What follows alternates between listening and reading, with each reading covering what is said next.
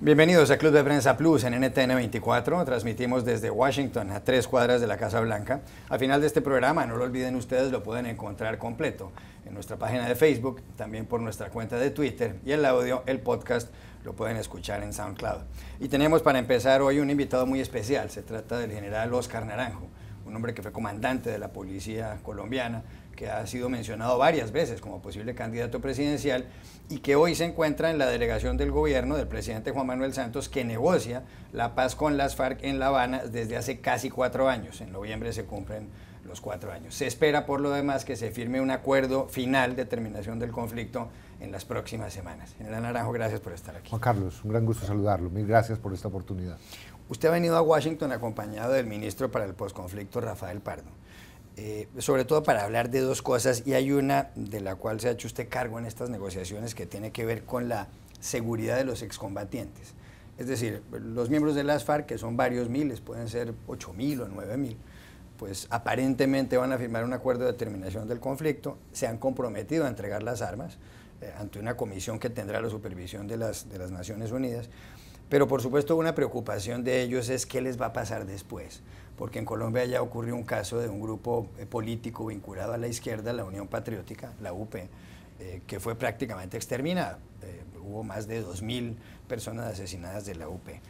¿Cómo se les piensa proteger la seguridad a los excombatientes de las FARC? Todo ello en el marco de su visita a Estados Unidos. Usted se ha reunido aquí con gente de la CIA, con gente de la Agencia Antidrogas, la DEA, con personas del Congreso de los Estados Unidos y con personas del Departamento de Estado. Juan Carlos, déjeme decirle que el punto de partida de esta conversación en La Habana surge de la premisa y el objetivo central de que poner fin al conflicto significa ofrecer más seguridad para todos los colombianos y no solamente para las FARC. Y uno podría decir que el acuerdo que terminamos y que se hizo público el 23 de junio es un acuerdo que tiene 2 caras de una misma moneda. Por un lado, lo que acaba de preguntar, ¿cómo serán las garantías de seguridad para no repetir historias trágicas como el asesinato de cerca de 4.000 integrantes militantes de la UP en el pasado? Y cómo asegurarnos al mismo tiempo, y no ser ingenuos, de que el espacio que abandonan las FARC en el territorio, que es atractivo para crimen organizado, no sea copado por organizaciones criminales. Esos 2 elementos han sido tratados. Y en relación con la pregunta en concreto, yo creo que las garantías se han establecido sobre una especie de trípode. Primero, lo que uno pudiese llamar la pata política, el pilar político de las garantías de seguridad, donde lo que se da a luz es una Comisión Nacional de Garantías presidida por el señor Presidente de la República, con participación de los más variados y más importantes representantes del Estado colombiano y sus ministros, pero también con el acompañamiento de los líderes de los movimientos políticos, organizaciones sociales de derechos humanos, y cuando las FARC se transformen en movimiento político o partido, 2 de sus representantes sentados en esa mesa nacional de garantías para hacer seguimiento y tomar el pulso en el día a día de lo que pasa con la violencia en relación no solamente con ellos, sino también con el conjunto de los colombianos. Un segundo pilar que está representado por la Constitución en la Fiscalía General de la Nación de una unidad especial de investigación, para que haya realmente justicia especializada en el tratamiento del crimen organizado y en general de criminales que quisieran poner en peligro y atentar contra líderes de cualquier naturaleza, líderes sociales, de derechos humanos, campesinos, reclamantes de tierra o líderes políticos, no solamente los de la oposición. Y en tercer lugar, mecanismos que uno podría llamar operacionales, donde destaco, por ejemplo, que de La Habana sale un mandato a través de ese acuerdo para que se fortalezca una unidad élite de la Policía Nacional para luchar contra el crimen organizado, con lo cual uno podría decir hoy que ese acuerdo es un acuerdo que mira al futuro, que recoge lecciones del pasado, pero que fundamentalmente fortalece la institucionalidad en materia de seguridad. Hay un asunto que llama mucho la atención en Colombia y tiene que ver con el aumento de los cultivos de coca en el país. Y le hago esta pregunta porque todos saben, y usted lo sabe mejor que nadie, porque usted ha combatido muchísimo el narcotráfico a lo largo de su vida, que ese flagelo es el combustible de la guerra en Colombia. Los grupos armados irregulares se financian con el narcotráfico. Según las Naciones Unidas, en el último año los cultivos de coca en Colombia pasaron de 69.000 hectáreas a 96.000, es decir, hubo un incremento de casi el 40%. Colombia es un país de 1.141.000 kilómetros cuadrados. Decía en las últimas horas Rafael Pardo, el ministro para el posconflicto, que con esas áreas de coca cultivadas no es sostenible la paz, que mientras no se reduzcan esas áreas de coca no se puede llegar realmente a una paz, especialmente con las FARC, que es un grupo que se ha dedicado al narcotráfico. ¿Usted está de acuerdo con esa afirmación? Pues Juan Carlos, cuando en la agenda que se presentó para iniciar este proceso de negociación en lo que se llama el Acuerdo General de agosto del 2012, se incluyó la solución al problema de las drogas, debo decir que hubo una lluvia de críticas muy importante a ese propósito de que hubiese una agenda para sentarse a hablar con las FARC sobre el narcotráfico. Yo en particular fui el primer defensor de que ese debería ser un tema a tratar con las FARC. Justamente porque si queremos poner fin al conflicto, los colombianos tenemos que asegurarnos, como quedó asegurado y escrito y literal en el acuerdo, que las FARC romperán cualquier vínculo que tengan o hayan tenido con el narcotráfico. Y en segundo lugar, ese acuerdo también prevé que las FARC, convertidas en una organización legal, contribuirán de manera efectiva a la sustitución de los cultivos ilícitos justamente en los territorios donde hoy se concentran esos cultivos, que son también al mismo tiempo los territorios de la confrontación y del conflicto armado más intenso. Sorprende ver cómo el mapa de la guerra coincide con el mapa de los cultivos ilícitos. Y por lo tanto, yo lo que diría es que tenemos un gran reto y desafío, una vez se firme el acuerdo, para llegar con soluciones estructurales y no soluciones como las que hemos tenido en estos 30 años. Yo he participado de esa tarea y debo decir que esta es una tarea que produce resultados cíclicos y anticíclicos. Y cuando uno mira la serie de los cultivos ilícitos y su extensión, podría llegar casi a la conclusión inequívoca de que entre 5 y 7 años Colombia sufre un revés con esa cifra. ¿Y por qué lo sufre? Porque a veces solamente miramos a Colombia. Resulta que los cultivos ilícitos hay que mirarlos en conjunto regional andino. Y la tragedia es que si a Perú le va bien disminuyendo los cultivos, a Colombia le va mal o al contrario. ¿Y por qué le va mal? Porque llegábamos a erradicar solamente a través de la presencia de un Estado policial y militar que arrancaba las matas de coca, pero no se quedaba un Estado ofreciendo posibilidades alternativas para que 68.000 familias dedicadas hoy a esa actividad puedan transitar a economías legales. Por lo tanto, estoy de acuerdo que es un imperativo y además con el acuerdo hay una gran oportunidad de cambiar la lógica de luchar contra esos cultivos. Las FARC aparentemente van a dejar el narcotráfico, es lo que han prometido. Pero la pregunta es, ¿usted les cree? Juan Carlos, esta pregunta se ha vuelto recurrente, digamos, y a estas alturas de la negociación yo creo que es el elemento central que podría causar más incertidumbre, y es si uno cree o no cree. Yo francamente, después de estar sentado allí 4 años, lo que diría es, hemos construido un acuerdo que nos parece sólido y un acuerdo que expresa voluntad de las partes, y hemos construido mecanismos para verificar el cumplimiento de la voluntad de esas partes. Yo diría que más importante que creer es estar vigilantes y en todo caso tener los seguros para que a cualquier incumplimiento la sociedad colombiana, el Estado colombiano reaccione como tiene que reaccionar. Porque digo esto además, Juan Carlos, Colombia llegó a esta mesa de negociación no como resultado de un empate militar o el colapso de un Estado frente a un adversario guerrillero. Llegó con la solvencia política y moral de un acumulado histórico que comenzó cuando el presidente Andrés Pastrana puso en marcha el PAN Colombia, cuando el presidente Uribe desarrolló su política de seguridad, donde su ministro de la Defensa era el actual presidente de la República, y el presidente Juan Manuel Santos, que cierra ese ciclo y decide que llegó la hora, dada esa solvencia política, moral, incluso económica, internacional por el acompañamiento que tenemos, de decir hay que poner fin al conflicto, firmemos un acuerdo. ¿Usted cree que la solución para el problema del narcotráfico es legalizar la droga? Y no me refiero solamente a la marihuana, me refiero, y eso es una cosa más aventurada de decir, la cocaína. No, yo creo que la palabra legalizar habría que cambiarla por la palabra regular el mercado de las drogas. En todas cosas porque el símil que se usa normalmente no corresponde exactamente al fenómeno que enfrentamos hoy. Cuando se habla de legalizar las drogas, se compara ese proceso con la legalización del consumo de alcohol de comienzos del siglo pasado. Y la verdad, el alcohol era un único producto, una única droga. Hoy en el mercado, según el Observatorio Europeo de Drogas, hay por lo menos 700 drogas en las calles del mundo, desde drogas blandas, inocuas, a la salud, hasta drogas fatales y letales como los ácidos, que matan las personas, u otras que crean adicciones realmente perpetuas. Entonces yo diría que en cada caso, droga a droga, habría que empezar a regular qué pasa con esos mercados. Pero más allá de eso, creo que uno debería enfocar este tema sobre facetas de la cadena de valor del narcotráfico que en mi opinión no se han tocado.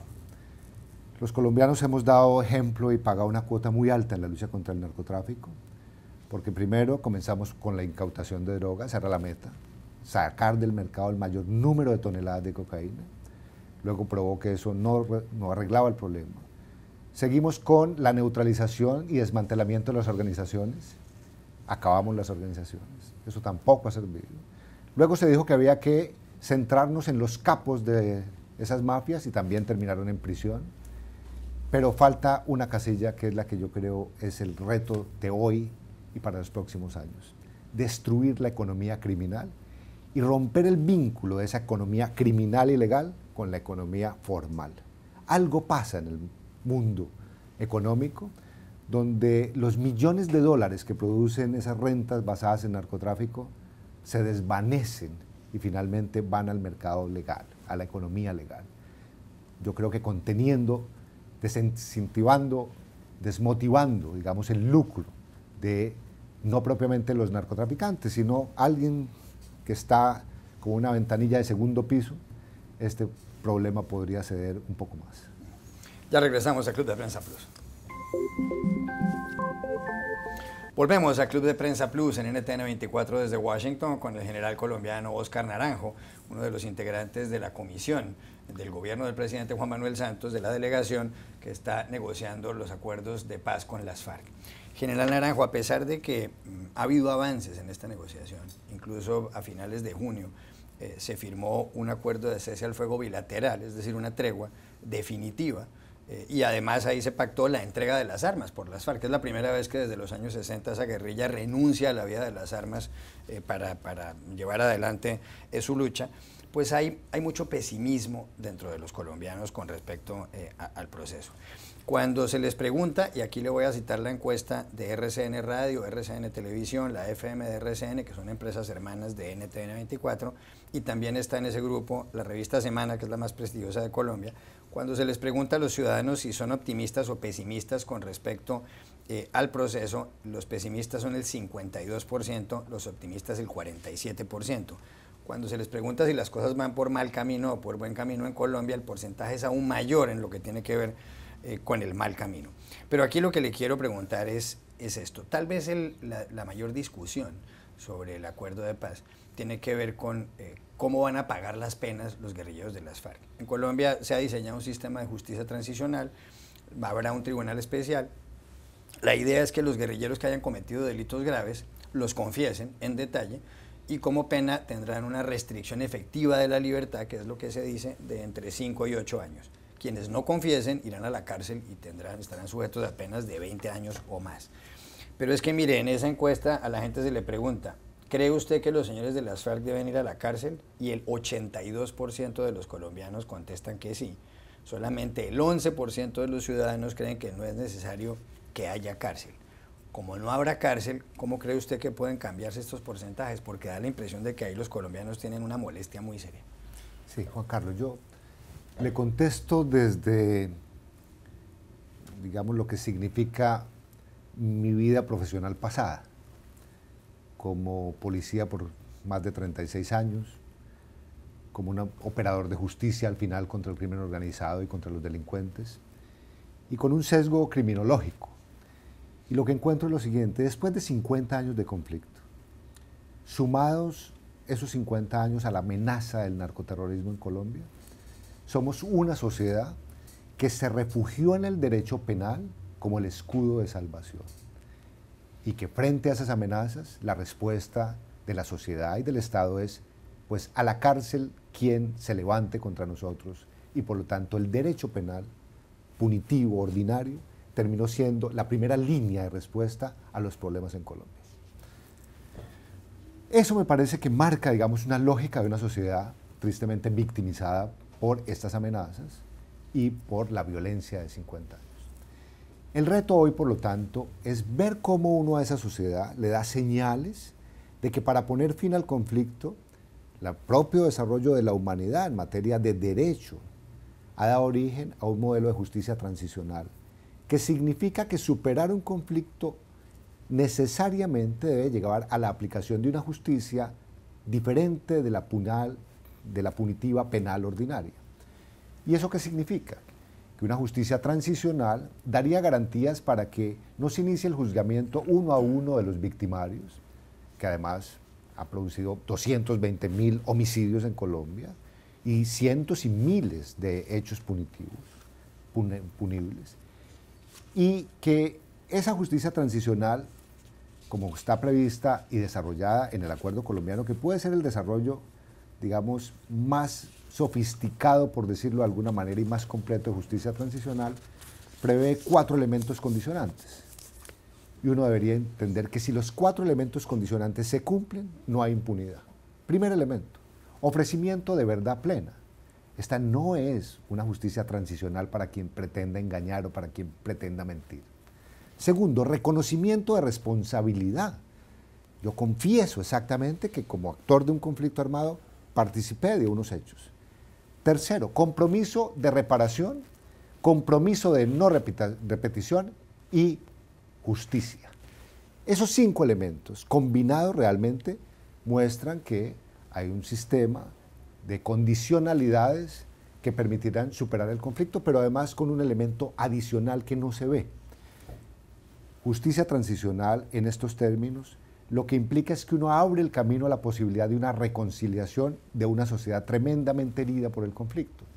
Mientras lo que está probado es que el derecho punitivo basado en el castigo, en la cárcel y en la prisión, por lo menos en América Latina, está sirviendo poco para resocializar al delincuente.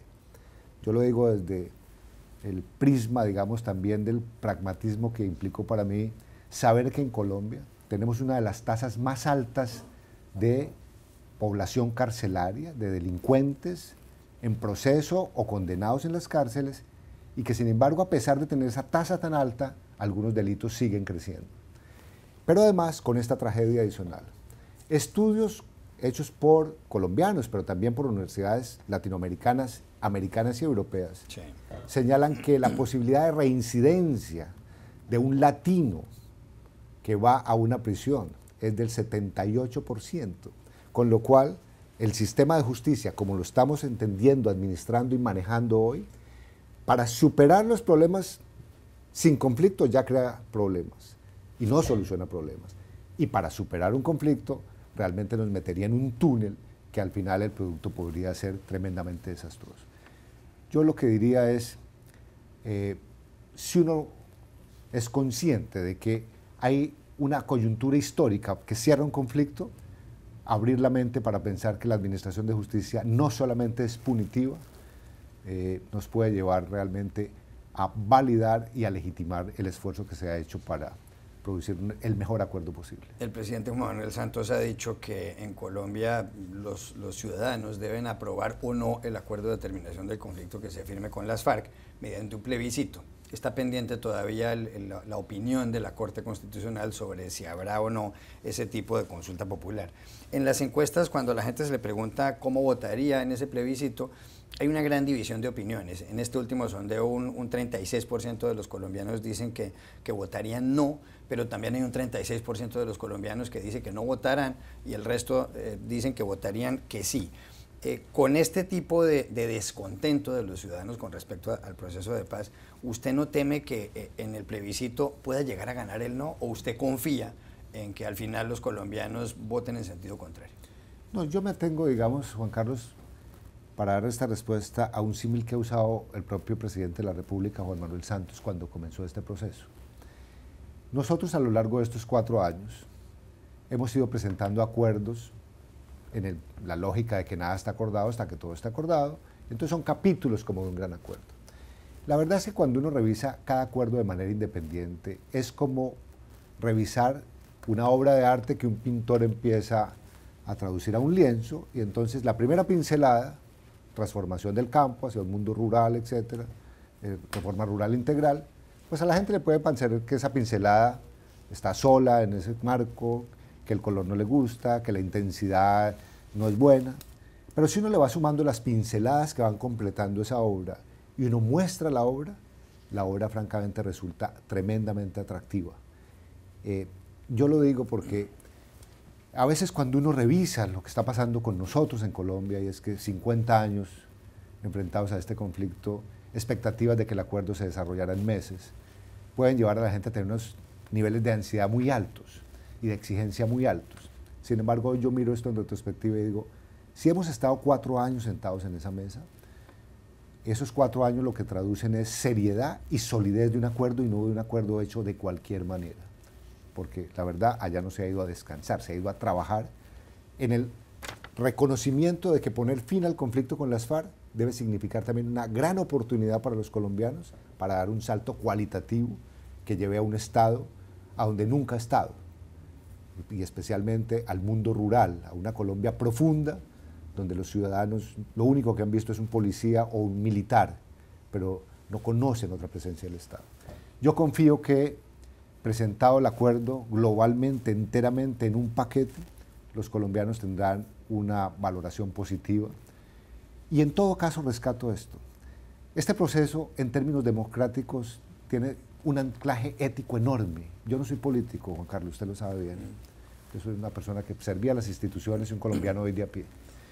Pero si algo me entusiasma de estar participando en este proceso, es que se participa desde una democracia vigorosa, además con el talante democrático de un presidente, que sin tener obligación constitucional o legal de someter el acuerdo a la refrendación popular de los colombianos, él lo que ha dicho es: yo no voy a imponer un acuerdo y voy a dejar que los colombianos tengan la última palabra.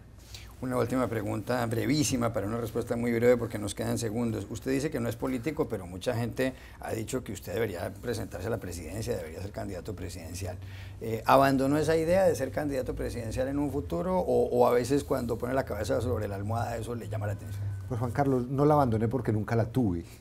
La verdad, yo me hice en el servicio público con una vocación que desarrollé en la Policía Nacional. Y francamente yo creo que en Colombia he logrado conservar lo que uno podría llamar un capital de afectos, pero no un capital político. O sea, a mí la gente me quiere porque le serví bien, pero yo no tengo ni el talante, ni la habilidad, ni el entrenamiento, ni la formación para ir al mundo político electoral. Sería incapaz de pedir un voto para mí. Y lo que sí soy es un soldado al servicio de líderes que quieran transformar esta realidad nuestra, donde particularmente uno desearía que los jóvenes y quienes están por venir no sean víctimas de la violencia. Gracias por haber estado aquí. Gracias, Juan Carlos. Y a ustedes, ya regresamos a Club de Prensa. Volvemos a Club de Prensa Plus en NTN 24 y ahora les doy la bienvenida a los invitados a este segmento del programa. En primer lugar, el investigador costarricense del Cato Institute aquí en Washington, Juan Carlos Hidalgo. Bienvenido como siempre a este programa. Buenos días. Joan Faust, corresponsal del País de Madrid, bienvenido también. Gracias. Y Moni Jensen, analista política del Club de Prensa Plus, bienvenida a esta casa. Gracias.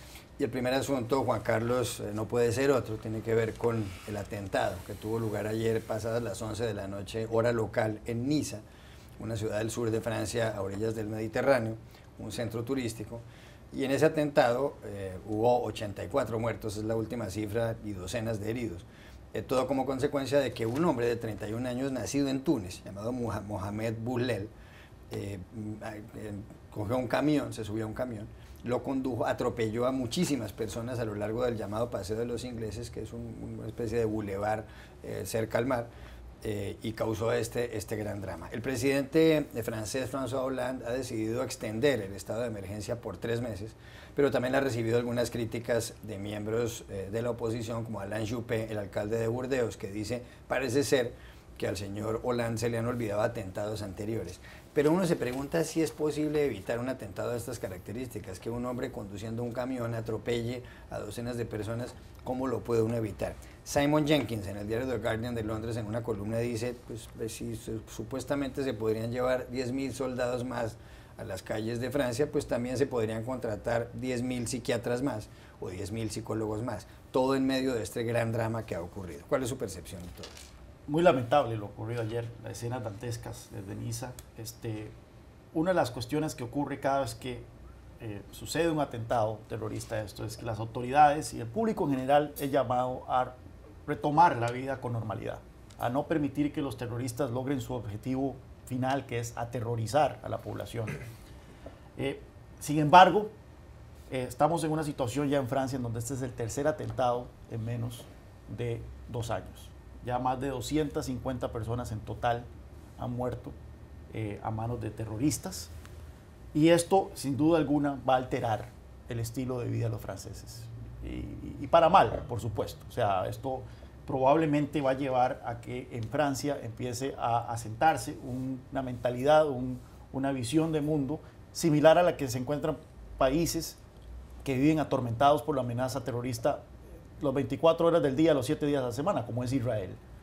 De hecho, esta técnica terrorista de usar un vehículo para arremeter contra civiles, contra inocentes, ha sido perfeccionada en Israel. Así que, lamentablemente, podríamos ver entonces en Francia, ya en tercera vez que ocurre un atentado en menos de 2 años, que se empieza a asentar este estilo de vida. Otro punto es, efectivamente, cómo se puede combatir esto. Por lo que sabemos hasta el momento, y esto puede cambiar, por supuesto, la investigación está en proceso, pero este hombre no tenía ningún tipo de antecedente de extremismo musulmán, de ningún tipo. Sí, era originario de Túnez, ciudadano francés, pero que no estaba bajo la vista ni bajo la supervisión de los servicios de inteligencia. Esto hace todavía mucho más complicado la lucha contra el terrorismo. Recordemos que el 10% de la población francesa es musulmana. Esto hace que literalmente estemos hablando de una aguja en un pajar, de tratar de identificar. Ya de por sí los servicios de inteligencia estaban puestos al máximo, tratando de seguir a los que están bajo supervisión, bajo vigilancia, gente que tiene algún antecedente de extremismo. En este caso no había ninguno. Sí. Entonces, efectivamente, usted puede mandar 10.000 soldados, usted puede mandar mucha gente, que es difícil tratar de evitar este tipo de atentados. Y lo último que quiero decir es, hay que tener una discusión más amplia, que yo siento que no se sigue teniendo, de por qué esto ocurre en Francia y por qué no ocurre en Alemania, o por qué no ocurre en Italia. ¿Por qué hay unos países que son más susceptibles al terrorismo que otros? A pesar de que Alemania, por ejemplo, también tiene una gran población musulmana. Y estas son discusiones que tal vez en donde entra la historia en juego, ¿verdad? El pasado francés de colonialismo en el África, principalmente en el norte de África. Entra también el tema de la discriminación, de la manera en que muchos de estos jóvenes musulmanes han sido discriminados en su propio país, que son segunda o tercera generaciones. En fin, es un problema altamente complejo. Lo único que podemos estar de acuerdo, porque es una discusión en donde hay muchos puntos de vista y todo, lo único que podemos estar de acuerdo es que lamentablemente este es el nuevo normal de Europa. Es que Francia empezó a controlar Argelia en 1830 y solamente se fue tras resultar derrotada en la guerra en 1962. Y además ayer estaba festejándose la fiesta nacional francesa el 14 de julio. Joan Favre. Creo que es muy interesante lo que decía Juan Carlos, un poco como de pensar el por qué, que imagino es lo que se preguntan los franceses, han preguntado cada vez después de los últimos atentados y más con esta reiteración de 3 ataques en 18 meses, ¿no? ¿Por qué nos pasa esto, no? Y sin duda lo que dices es muy interesante, el mensaje político que lleva, que el día de la fiesta nacional, después de todo el trauma colectivo de los últimos meses, después de este temor a que hubiera atentados durante la Eurocopa, que terminó el pasado domingo y que en principio no hubo ningún gran incidente, ¿no? Como el día de la fiesta nacional, cuando me imagino muchísimas familias están mirando los fuegos artificiales en Niza, una ciudad, digamos, de clase media, media alta, ¿no? Pues el mensaje que lleva, ¿no? Que una persona decide atropellar y decide reventar un día de unidad y de patriotismo y de un poco orgullo nacional y también de homenaje a las Fuerzas Armadas, ¿no? Entonces, bueno, se sabe poco de este individuo, ¿no? Pero sin duda creo que incide otra vez en la realidad de que Francia tiene un problema interno, ¿no? Un problema de alienación de una parte de su población, ¿no? Hay que ver este hombre de cuánto tiempo iba en Francia, etcétera, pero es evidente si vemos otros casos, ¿no? De que incluso personas nacidas en Francia deciden atentar contra el país que los ha acogido. Esto manda un mensaje muy poderoso de que hay un problema interno. Entonces yo creo que aunque sea difícil, la mejor solución es esa, de abordar los problemas internos, los problemas sociales, los problemas de identidad y de empoderamiento de determinados colectivos en la población, ¿no? Pero eso no tiene una solución inmediata de que vaya a prevenir ataques en los próximos meses, pero sí, sin duda creo que es un poco el problema de fondo aquí. Me trae recuerdos horribles de la época de los carros bomba, de los autos bomba en Colombia, donde pues justo fueron utilizados los vehículos como armas asesinas, y es horrible ver cómo se ha reinventado este mecanismo de terror tan difícil de detectar y tan difícil de prevenir. Eso es muy difícil en este momento ser François Hollande y muy injusto ser los políticos opositores que en este momento entran a hacer campaña con semejante acto terrorista tan espantoso, porque yo no entiendo cómo las fuerzas militares, quizás las policiales, puedan prevenir un ataque de esta naturaleza. Quizás aquí cerca en la Casa Blanca hay unas barricadas en el piso, pero es imposible poder prevenir del todo, y de nada sirvió el estado de emergencia en Francia para prevenir este ataque. Es una especie de llegarse a comprobar con certeza que esto es un ataque del Estado Islámico. Esto es el Estado Islámico 2.0, que se ve acorralado en su territorio, en Irak y en Siria, con los avances en la guerra formal, y están exportando unas células o unos ataques descentralizados que son muy difíciles de detectar. Cambio de asunto, Joan. Aquí en Estados Unidos el lunes empieza la convención del Partido Republicano, que va a ungir como candidato al señor Donald Trump, quien se enfrentará el 8 de noviembre a Hillary Clinton, la candidata demócrata. Hace muy pocos minutos el señor Trump dijo finalmente quién va a ser su compañero de fórmula, y se trata de Mark Pence, el gobernador de Indiana, un hombre de 57 años, ultraconservador, así lo ha descrito incluso su periódico El Diario del País. ¿Es esa la persona indicada para acompañar a Trump? Pues sin duda me imagino que Trump, como se ha visto en las últimas semanas, tenía varios candidatos, ¿no? Incluso algunos dijeron que no quería que los tuviera en cuenta, lo cual también es revelador, ¿no? Y sin duda, bueno, hay muchas teorías de qué importa o qué no importa un vicepresidente, ¿no? Yo creo que en el caso de Trump lo que él busca es lo que le falta, ¿no? Entonces lo que yo creo que el señor Pence le puede aportar es que es un gobernador, ¿no? Sin duda Trump es una figura fuera del establishment político, es un empresario que ha decidido entrar en la carrera política, pero que se jacta de no ser político. Entonces el hecho de que le escoja a un gobernador, una persona que estuvo 12 años aquí en Washington en la Cámara de Representantes, sin duda está cogiendo una figura de semi-establishment, ¿no? Entonces esto le viene bien quizá para convencer a gente que es un votante republicano y quiere ver a un político de verdad, ¿no?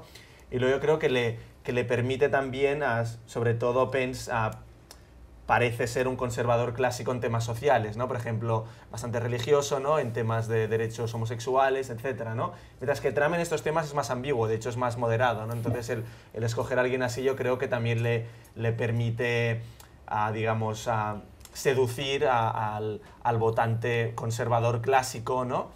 Que quizá tampoco se sentía tan atraído por Trump, y que este señor, con su discurso, digamos, más socialmente conservador, le puede ir bien. Al mismo tiempo es interesante, como esto siempre ocurre, que hay divergencias entre Trump y Pence, ¿no? Por ejemplo, Pence criticó cuando Trump anunció que quería prohibir la entrada, su plan de prohibir la entrada a Estados Unidos de inmigrantes musulmanes. Pence dijo que era un error, ¿no?